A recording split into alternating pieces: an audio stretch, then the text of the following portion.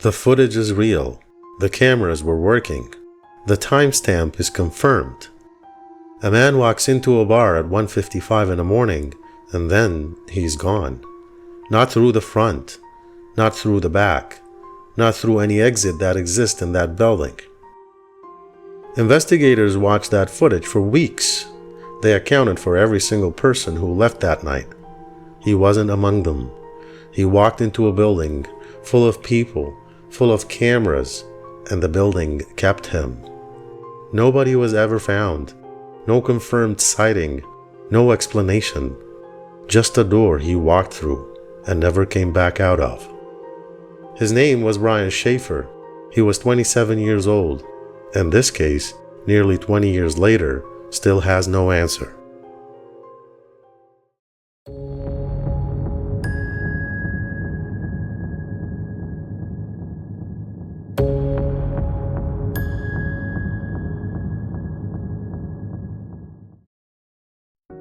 Brian Shaffer was a second-year medical student at Ohio State. Methodical, driven, a future that made sense. He had a girlfriend, Alexis Wagoner, serious, long-term, the kind of relationship people stop questioning. And he had his father, Randy, not just a father, genuinely his closest friend. They talked constantly. So when Randy said publicly later that Brian was not in a dark place, that carried real weight. But there was grief. His mother Renee had died of cancer that year. Brian was still carrying it. Grief doesn't announce a schedule. Spring break arrived. His friends wanted to go out. Brian said yes. April 1st, 2006, April Fool's Day. It explains nothing. It just stays with you. The group bar hopped through Columbus. Normal night, nothing anyone would flag.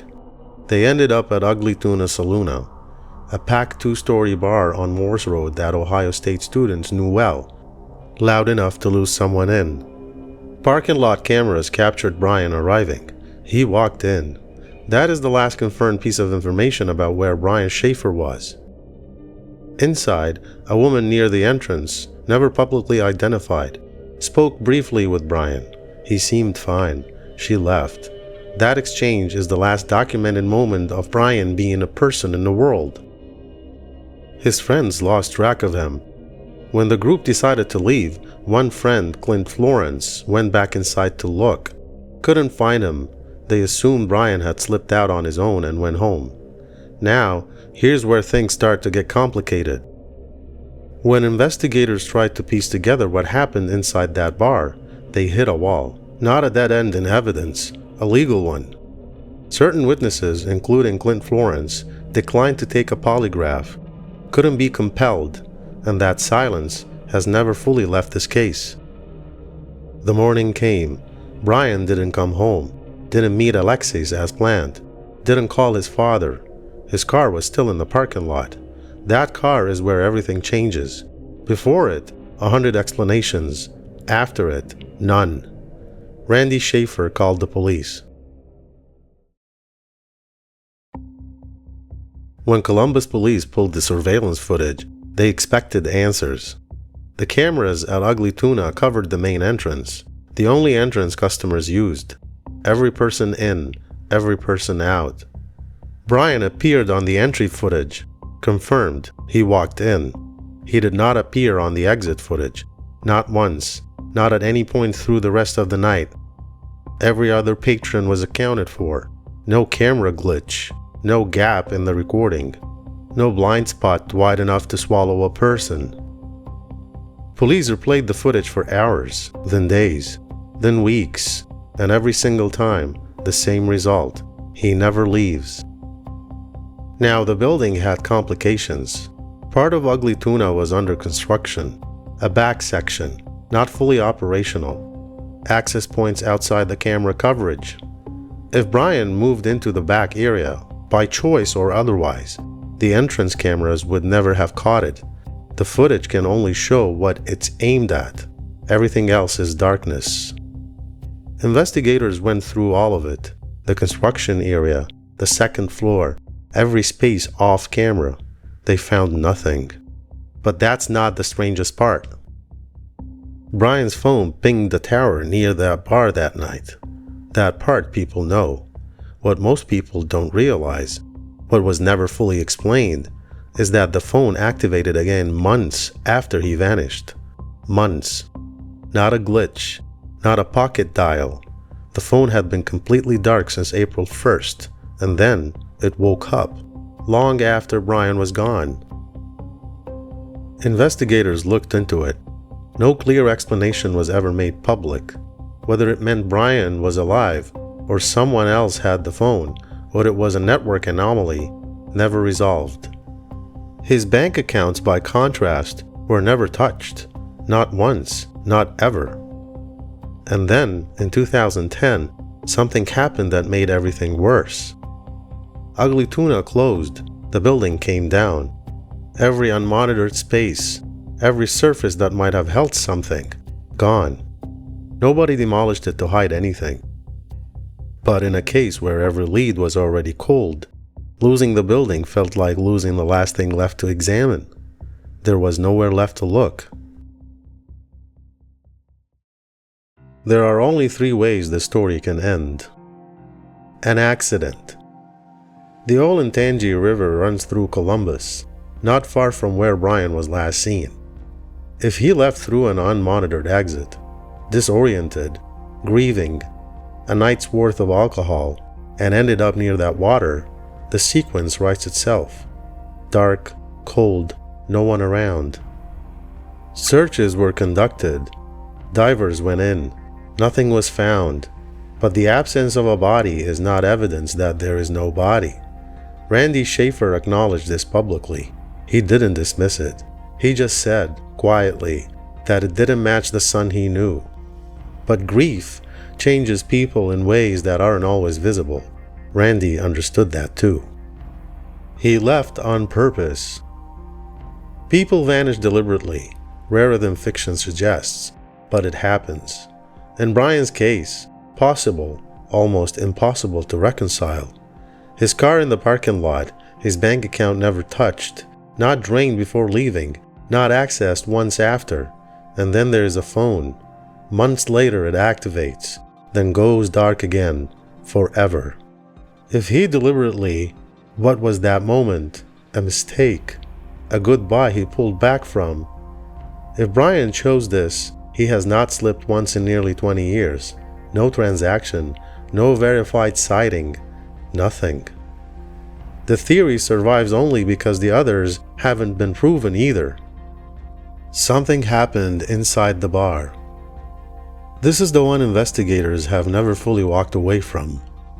An enclosed building, a back area with no camera coverage, a packed crowd where something could happen without anyone seeing, where someone could be led somewhere and the entrance cameras would show nothing.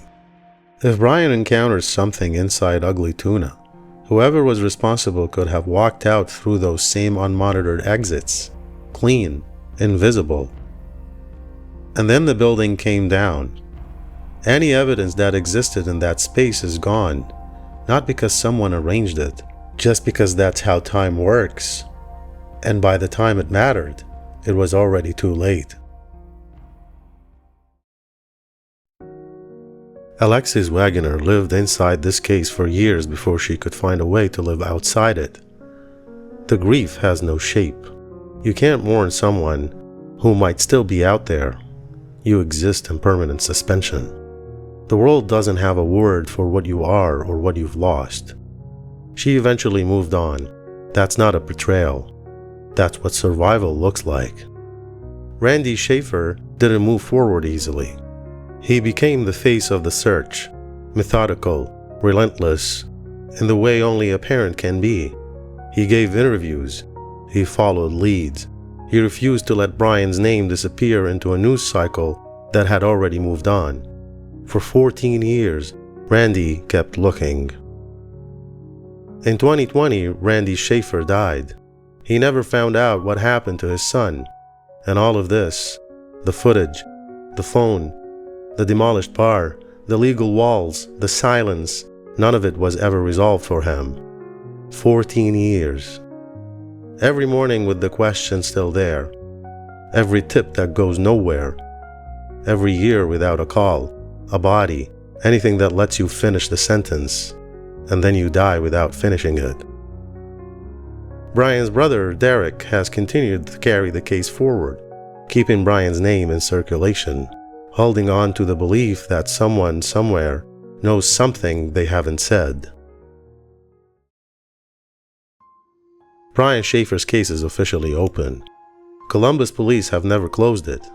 No body, no confirmed sighting, no confession, no forensic breakthrough, no evidence pointing clearly in any direction in nearly 20 years. The people who were inside Ugly Tuna Saloona on the night of April 1st, 2006 are middle-aged now. Some of them may carry a fragment of that night, something they saw, something they heard, something they've never mentioned because it felt too small, too old, too complicated to surface. Cases break on exactly those fragments. Here's what I keep returning to. Brian Shaffer walked into a building surrounded by cameras, surrounded by people, surrounded by friends, and he was gone. Not a trace, not a thread. If something happened inside those walls, then whoever is responsible has carried it for 20 years, has lived a whole life on top of it. If he walked out through the back exit and something found him in the dark, he died alone, without anyone nearby knowing where he was. And if somehow Brian is still out there, then he has chosen every single day for nearly 20 years not to come back, not to call his father, not to let any of them know. I don't know which version of that is hardest to hold. What I know is that Randy Shaffer spent 14 years looking and ran out of time, and Derek Shaffer is still out there. Brian Shaffer was 27 years old and wanted to be a doctor and went out one April night with his friends. He would be 47 now. Someone out there knows something. They've known it for a long time.